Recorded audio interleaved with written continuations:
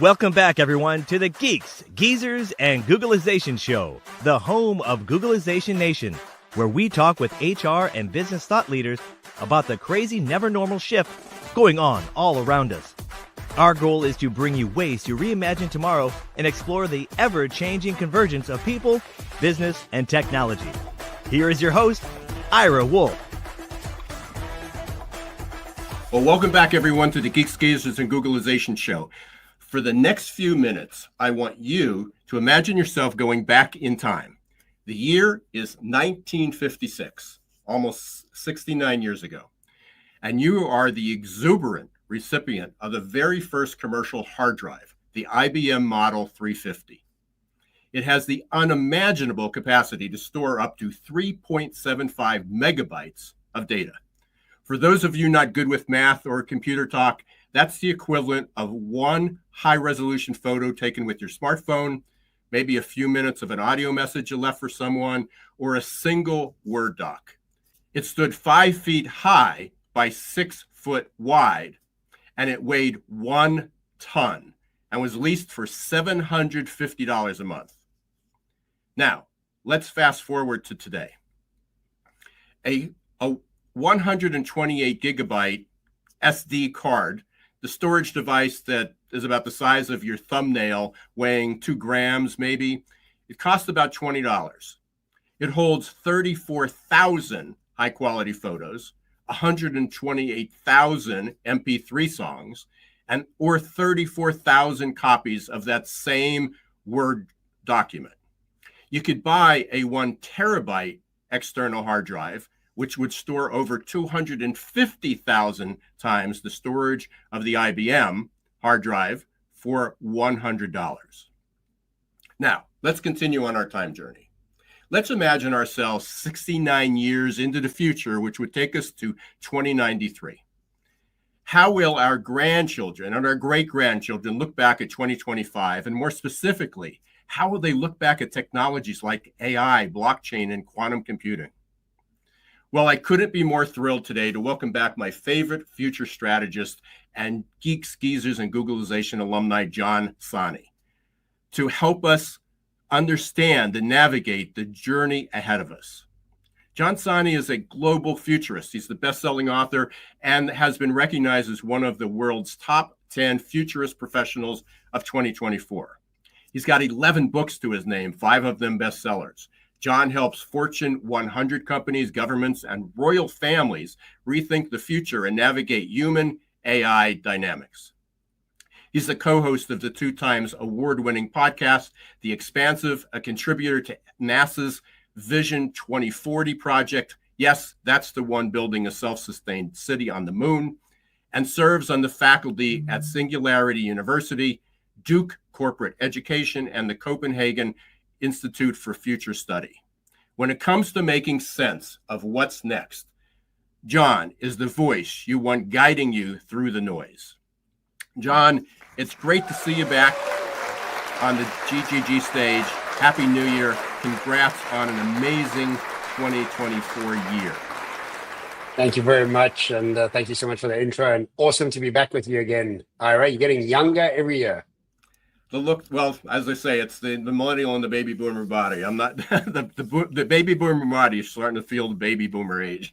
So, I appreciate it, John. Thank you very much. So, you did have an amazing year. We talked a little bit before the show how you traveled, but I wanted to set the stage. That idea, after reading some of your what your plans are for 2025, was trying to look forward. One of my biggest struggles has been helping people understand the scale, the scope, the pace, the acceleration of the change. There's something of, I don't think he's related to your friend and colleague, Eric Kruger, but Dunning-Kruger effect is that our ability, our cognitive bias to overestimate our ability and overconfidence in our ability to adjust, to adapt at any skill. I see this continually. So I see this with business people. I see this with the students that I have. What's your experience been? I mean, how are you're speaking to all these leaders around the world, and they're, I can see the engagement from your video and the enthusiasm. But that almost seems to be like a small segment of the population that gets it. And everybody else is just, yeah, don't worry about it. We've been through this before. I've lived through this before. How are you dealing with it? Well, I think the reality is 10 years ago, I used to be trying to convince people to accept the exponentiality of the growth, but nobody was. Just as you are frustrated, so was I. So I stopped doing that. I started to try and help people understand what's stopping them from accepting exponentiality. Mm-hmm. And that becomes the key, because I think often what happens is when we start telling them about the things that are coming, it actually scares them more than them not knowing. So what I did was I actually stopped doing that. And sometimes when I go to some futurist talk, that's all they're doing. They're actually scaring the audience to death. And so like, I don't understand what the process is there. But I think the most important thing is to try and give people the understanding of why, and two, how you could change the ability to engage with this information more openly and more optimistically. And we've spoken about this before on the web, on the podcast. But just to recap, our educational system over the last 200 years has prioritized efficiency and repetition over any sort of adaptability and experimentation. Mm. And school has forced us to fit into a system, and that system itself is starting to dissolve around us in real time. And this is creating extra panic, because what people have been trained into is now not becoming relevant anymore. So now you have a double panic, right? What I've been trained in is not relevant, and the new world is coming. Now both of those things are scaring me into a place of fright or flight, and I'm not actually reacting in any way, which is what we're seeing in the world today. And the great quote that comes to mind is, complexity is the enemy of execution, where we are dealing with such complexity that no execution happens whatsoever. So first off, let's understand why you can't adapt. And the reason you can't adapt is because the educational system has created a brain inside your head that doesn't want you to adapt. So let's understand why. It's not you, it's the way you've been trained, the software that's been loaded up into you. And two, it's also necessary for us to understand that to be able to deal with uncertainty and the unknown in an optimistic way is the only thing you could do to prepare for what's coming.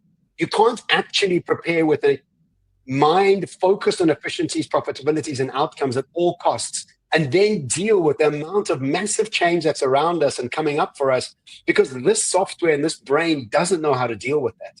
You almost have to change the interface, the brain process, where you start to deal with uncertainty with optimism, and that all of it comes down to a calm nervous system. All of it comes down to the ability to emotionally regulate yourself. And when you're able to emotionally regulate yourself and calm your nervous system, you then have got the energy and the curiosity to deal and engage with things that you don't quite understand. When you are only looking for certainties, when you're anxious, when you're impatient, when you're focused on outcomes, there is no program interface that's asking you to engage with uncertainty with optimism. So you've actually got to move the conversation away from exponentiality, away from technology, and start to hone in and magnify the technology that's within us that needs to change. And this has been a journey for me, because I, like many futurists, started off talking about drones and AI and quantum, and now I do very little of it in my talks, because I don't think anybody in the world doesn't know it's coming. Everybody knows it's coming. So it's like, that's not new anymore. Whereas we used to be very excited to hear that there was going to be drone taxis, or there was going to be, those are such exciting stories. Now we're like, yeah, we've seen them online, we've seen them in social media. The only thing that we're hearing is that AI is coming to eat our lunch right in front of our eyes. So we're a little bit petrified by that. And so the point of my work and my research and my new book coming out is called Future Memories, is how do you start going about relaxing the nervous system to start to engage with this level of uncertainty and new intelligence with as calm an approach as possible, with a curious mind and an optimistic approach. John, I love the fact, and I did see that title of the book. I think Shams, your assistant, sent that over to me, Future's Memory. And that's when we first met. It was right during the pandemic, and the pandemic had so many. I don't want to lighten the load on this, but benefits. I'm not sure you and I would have had the engagement we did, other than we were stuck in our offices, in a room. You were in South Africa, I'm in Wind Gap, Pennsylvania. Figuring out what are we going to do, because we're not traveling, our schedules were canceled, and we had this opportunity to really chat and spend some time and get to know one another. And I sort of miss those times. Yes, me too. But you had so many great comments, and the one was that we were addicted to certainty. That you came up with. The other one was that we were mourning the loss of future memories. Well, people weren't. I was explaining that they should mourn the loss of their future memories. Yes, that's right. Well, I'm not so sure that they weren't. We had weddings, we had celebrations, we had graduations. We had 5 milestone birthday parties planned that year. Wow. And they all went up in smoke. We had a 90, a 40, a 70. Wow. They all went up in smoke. And so there was a loss of future memories, with that. As let's talk a little bit about that. What's the book about? Where you're headed with that? How does that fit into this picture? So right, great. Yeah. So the thing is, we've just had the Google come out with the quantum chip, telling us that there's 2 parallel realities available at the same time. And this is fundamentally different from what we've ever believed, because our 5 senses have kept us trapped into believing that there's only one reality happening at a time.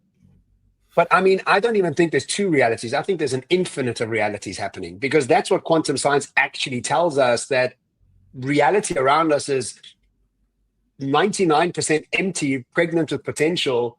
And our inability to tap into those other aspects of ourselves, the other potentials, is really what's keeping us stuck in this perpetual cycle that we are recycling over and over and over.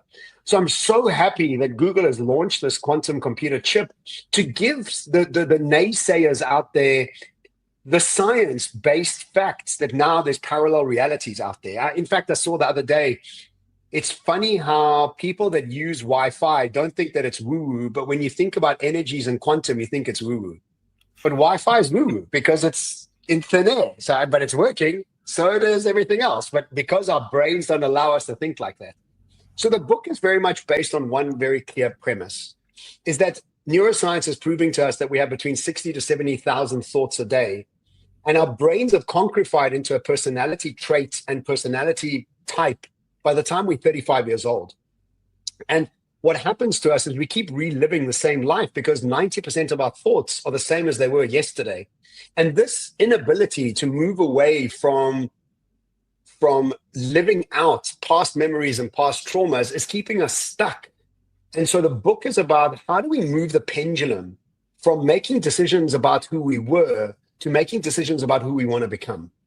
And this swing is an incredibly important skill to build in the times of transformation that we're in right now. Because in order for us to truly transform, we have to truly let go of who we were. And you teach innovation and you teach entrepreneurship. And I'm sure one of the aspects of your subjects are innovation is a lot to do with what you subtract, not just add. And if you think about that in our own psyches and our own preparation for this uncertainty that lies ahead of us, requires us to move this pendulum from who we were to who we want to become. And that actually means that you're creating a more adaptable brain. And this requires brain gym. And brain gym is meditation, but not just normal meditation, active meditation. And in active meditation, what you start to do is you start to rewire the brain, creating new neurons and new pathways based and developed on who you're wanting to become. And I've been an advanced meditator for 5 or 6 years now, and anything over 60 minutes is kind of named advanced. I'm at about 2 hours a day. And in these 2 hours, what I'm doing is I'm able to now silence the chatter. And once the chatter is silenced, then start to imagine and project into my future the type of persona, personality, and emotion and reality I want to create. And what I'm doing here is rewiring my brain, developing a personality based on where I'm going and not where I've been. So many threads we can pull on that. So it sounds like you wrapped it up. I mean, the one thing would be we have the ability not just to learn. So I know some people would put this in the context of how do you teach people to learn to be adaptable? Right. And where it's really the reverse. It's how do we teach people to unlearn what they did before? So the neuroscience and the science, that everything that we're learning is that the old myth of you can't teach an old dog new tricks was a myth and a lie. That's right. And harmful. Yes, very harmful. We're just too old to be able to do that. But it takes work, Ira. It takes a lot of work. And that's the problem. That may be the problem. You know, it may not be why can't people change. It's like, why won't they do the work? So when you're meeting these groups, so you're speaking to a lot of leaders, you're speaking to a lot of audiences. When they leave you and they go back to their daily lives and the chaos and the dysfunction and all those things, what's your recommendation? How do you help? What are the first steps they should take to stay on track? And again, realizing this isn't an overnight transformation. This is a journey. You're talking about, you know, I've known you for 4 years, and you're talking over the last 10 or 15 years. How do they start? What's the first step in their journey, and what's your advice for them to continue on that? Well, there's many different steps. The first one is to become aware of the fact that there's an ability to change, and the fact that you're repeating your ideas. 90% ideas are being repeated daily. Right. And if they start reflecting on their world, they realize that they're living the same life over and over and over and over, having similar thoughts, similar behaviors, similar actions, right? So that's step one, awareness of the fact that the behavior is like that. Many people are not even aware of that.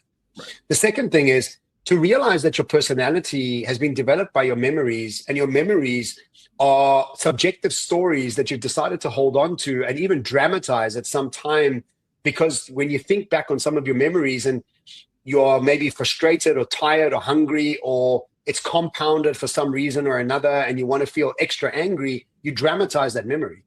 And so many of your memories are actually false. They're not actually real. And so the first step is, how do you pick up a habit or a behavior or a ritual where you start to look at many of your memories and traumas and start to heal them? Now, there's many different ways to do this, everything from family constellations, which is an amazing platform or process that people follow, to psychotherapy, to psychedelics, to ayahuasca. All of these modalities are able to help you understand that many of your memories are just subjective stories that don't necessarily aid you and don't necessarily help you in evolving your personality. So one, clean out your past, do the trauma healing, get rid of anything that's holding you stuck into old ways of behaving and old ways to get triggered. Mm-hmm. So a great way for you to want to understand this is, how can you create a personality that's got no triggers? And you realize that every trigger that you have is a protective mechanism from a trauma that you've had as a child that is still coming to the surface to want to keep and protect you. That's all it is. And so when you start to understand that it's a simplified 6-year-old trying to simply protect you, you can now start to engage with it in a very different way. So I have processes for that in the book as well. And so that's something to do. The second thing is to understand that your ability to be adaptable is only linked to the way your brain operates. If you have a brain that's stuck in repetition, you aren't able to be adaptable. So you have to ask yourself, how do I create more adaptability in my mind? And the number one way that you can create adaptability in your mind is meditation.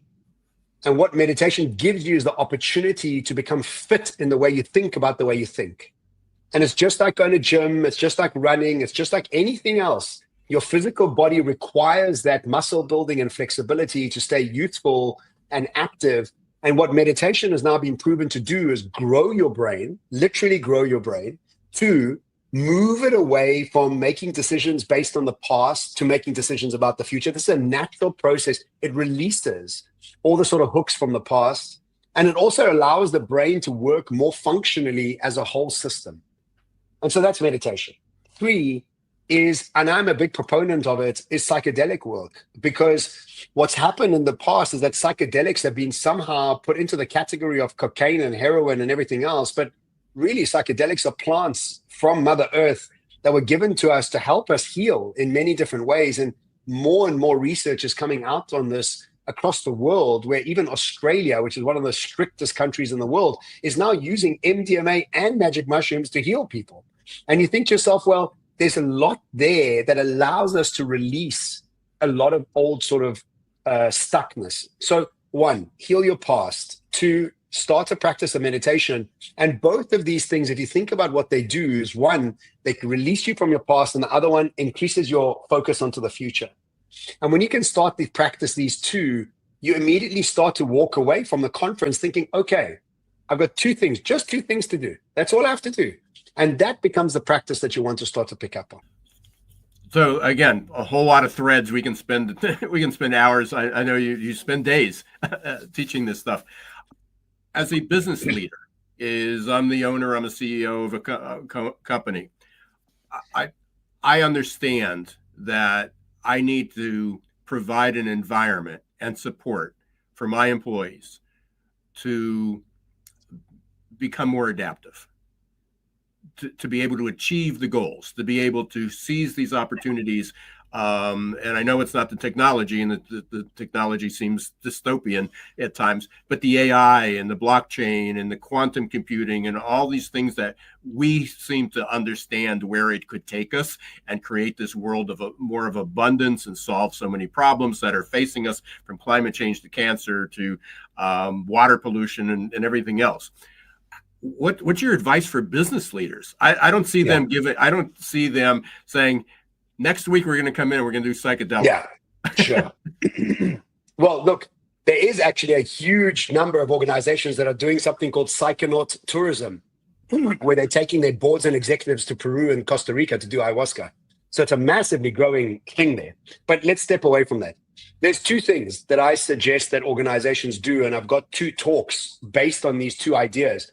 The first one is the simplification of artificial intelligence and the way that you're using it. So I've created something called the AI strategy scanner. And in the scanner, it's a circular scan with 4 different quadrants. And in it, what I'm trying to explain is where AI can help you in your organization. And when you look at your business through the scanner, it becomes very simplified in which part of your organization are you affecting using AI. For example, the bottom left-hand corner is all about bringing more efficiencies to existing business. This is really about today AI, and it's about the simplification of your existing systems. But on the top corner of the left corner is about tomorrow AI, and it's focused on your customers and creating patterns or finding patterns that can really revive and delight your customers using AI. Now, that's a very different task team with a very different budget, with maybe even a very different capability. The bottom right-hand corner is about doing AI for tomorrow and changing your core offering as a business. This is, again, a very different skill to bringing efficiencies to your current business, or even affecting how your customers engage with your business. The top right-hand corner is really the one that's about using AI to change a whole industry and really starting to think about things way out in the box. Now, what's happened with most executives and leaders is that it's so complex, they've already bunched up all of these together and they don't know which one they're actually even doing. So, and also they'll say, it's IT. Let IT deal with AI and let me carry on doing what I'm doing, right? So what I'm trying to do is simplify in where are you playing with AI? In which quadrant are you in? And the minute I show them the quadrants, it relaxes them to realize that I'm only playing in that quadrant, or I only want to play in these 2 quadrants. I don't want to play in the other quadrants. Okay, then you now know. And now you can go about simplifying your strategic lens for AI. Step 2. What new capabilities are you engaging with to come into your organization to help you with this? Stop asking your existing people to think about this in as quicker terms as you need them to. That's the wrong thing to do. And that creates a schizophrenia and a panic amongst your people, because what you're doing is you're asking them to keep the lights on and plant seeds for tomorrow. Both be innovative and modify your existing systems and think outside the box and make your current business obsolete to create a new one. Like that's the dumb part. So what we've got to stop doing is firstly asking Serena Williams to now become a F1 driver. She only knows tennis. Let her play tennis. If you ask her to do F1 driver, she's going to do both terribly. So you got to build new capabilities, and you've got to dissect AI to make it a simplified in task teams of what you're doing with it and how you're bringing it into your business. Brilliant. And my mind is meshing so many people that I know and have influenced me over the last few years. One is a gentleman named Ben Bensow. He's been on the show a few times. He actually guest lectures for my class. He wrote a book called Built to Innovate. His background was blue ocean strategy. So I'm sure you're familiar with of course it, I know. and many people are. But he differentiates between similar conversation to what we're having between innovation and innovating. Okay, tell me. He talks about innovation is fearful. When you talk about innovation, people go, I'm not that creative. Our industry is sort of an old standard, conservative. Is people shut down. Exactly what you're saying is they go to that one box, or they collate all the boxes, and it becomes way too complex. He talks about innovating. What you want to do is create an innovating culture. Right. What you want to do is everybody has the potential to innovate. A simple suggestion. He's worked with one of the companies he's worked with was something like with Bayer. And, initially everybody was fearful, and they had a box that they can put ideas. And when they changed the conversation from innovation to innovating, where everybody had an ability to innovate, to come up with a new idea, to change, to improve. It wasn't just innovation's improvement. Of course. It's just an improvement. It's not necessarily that the Steve Jobs, Elon Musk ideas. It's just an improvement. How can we make this better? How can we make it more efficient, more effective, whatever it is, cheaper, faster? They came up with 20 and 30,000 suggestions where the suggestion box was empty before. So very similar, process. Look, I think that is absolutely necessary. There was a bank in South Africa called First National Bank, and they gave their employees a 1 million rand, which is the currency in South Africa, 1 million rand prize for any innovation that was introduced and adopted by the bank. And so they had a bottom-up approach to innovation, and anybody could apply for the competition, and it made a few millionaires. But I have one small caveat to that, is that innovation and disruption are very different things. Innovation is doing what you've always done, making it more modified, improving it, and bringing more efficiencies to it. Disruption is making your current business model obsolete to create a new business model. Right. And sometimes what happens is that the innovation is just not enough. You're playing it too within the structure. And I think pre-2018, pre-2020, maybe even, innovation was enough. I don't think it's enough anymore. I think that it doesn't matter how agile and innovative you are in the wrong direction, it just doesn't matter, because things are just changing it so rapidly and so foundationally. Yeah, I had a conversation yesterday, and we'll need to hook you two up. Josh Dreen is his name. Right.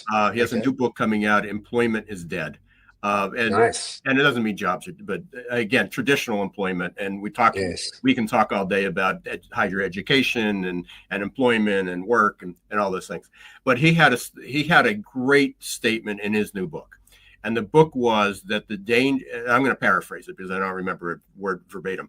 The biggest danger we face is not being left behind. It's becoming irrelevant. And you just nailed it too. You just said it in a different way, is that innovation was enough in the past. Nothing anymore. But for many people and many organizations, they now need to become disruptive.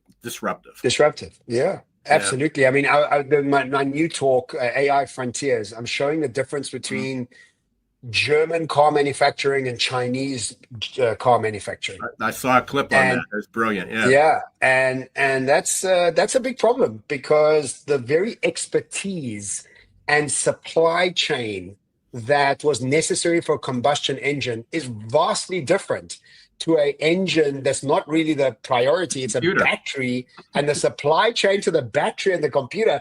China's got that supply chain closed off. Like nobody can touch them on that supply chain, which means that Germany's cut at the ankles because they can't even create. I mean, who's making VW's batteries? China. Why? Because they don't have the actual manufacturing capabilities and capacity, and that is disruption. So you can be in Germany and innovate till the cows come home. You don't even have the supply chain or the battery expertise like China has been developing over the last 20 years to even compete. You're not even in the same field, let alone same stage. Like you're not even in the same playing arena. So disruption and innovation are very different, and we mustn't get trapped in the idea that innovation is enough. It really isn't. I'm so happy that you brought that up and put that into perspective. I know we got to be sensitive to time. You just have a few more minutes with us. I always appreciate it. So let's start to wrap this up. One of the questions that I always ask at the end is, what's the one thing that you wished I asked that I didn't? That's such a hard question. I have no idea. I think that where we've come from is called economies of scale. And what we've all been trained in is economies of scale. Where we are now is economies of learning. It's how quickly can you learn to unlearn. The quicker you can do that, the better your economies are going to be. And I think over the next 5 to 10 years, when AI really starts to take form, we'll start to move into economies of consciousness. And which means that no matter how quick you learn or unlearn, AI is going to do it quicker and faster by a gazillion times, not just a little bit. And the only thing that's going to be 30 septillion. Yeah, septillion. Yeah. And so the only thing that's going to be left for us is consciousness. It's our ability to connect with our consciousness in a deeper way without getting too esoteric, for us to really start to connect who we truly are. And I think the world of economies of scale and the world that we come from never celebrated who we were. And it's really, I think the age of humanness is really birthing because of what AI is bringing to the table, forcing us to connect with our consciousness and forcing us to develop brand new ways to add value to the world where we think we have peaked, which we haven't. And if we think we've peaked, it's the height of arrogance in the ignorance to think that we've peaked using 5-10% of our brains, not even taking into consideration the power that our hearts have, the power that every other aspect of our consciousness has. So for me, the question you should have asked is, how will we add value in the world in the future? And my answer would be, we don't know yet, but it's not going to be called economies of scale. And it's definitely not going to be called economies of learning. It's going to be called the economies of consciousness. Thank you for leaving it on a positive note. So we went from dystopian to an age of humanness, an age of consciousness. Absolutely. John, you're all over the place. I know people can link, and I highly recommend everybody link up with you on LinkedIn or anywhere, YouTube. You got tremendous videos. As I said, you create so much course content for me. Thank you. That's so good to know. I appreciate it. How else can they reach out to you? When's the book going to be available? There's 2 books coming out this year on my podcast, The Expansive. We've got a new book coming out now in the next couple of months. Please join us on that podcast journey as well. And also the book is called Future Memories, coming out in September. But I'm constantly sharing. Ira is a wonderful friend and commentator on my posts on LinkedIn. So I'm on Instagram, LinkedIn, TikTok, and with the books coming out and the podcast. So I look forward to joining us on that journey. Yeah, and I will put those links in the show notes for everyone. John, it's a pleasure. Happy New Year once again. Congrats on all your success. Looking forward to another awesome 2025 following you. Thanks very much. And enjoy your cruise, Ira. Yeah, ciao. Thanks very much. Thanks for watching Geeks, Geezers, and Googlization. Be sure to listen to the podcast and follow us on YouTube.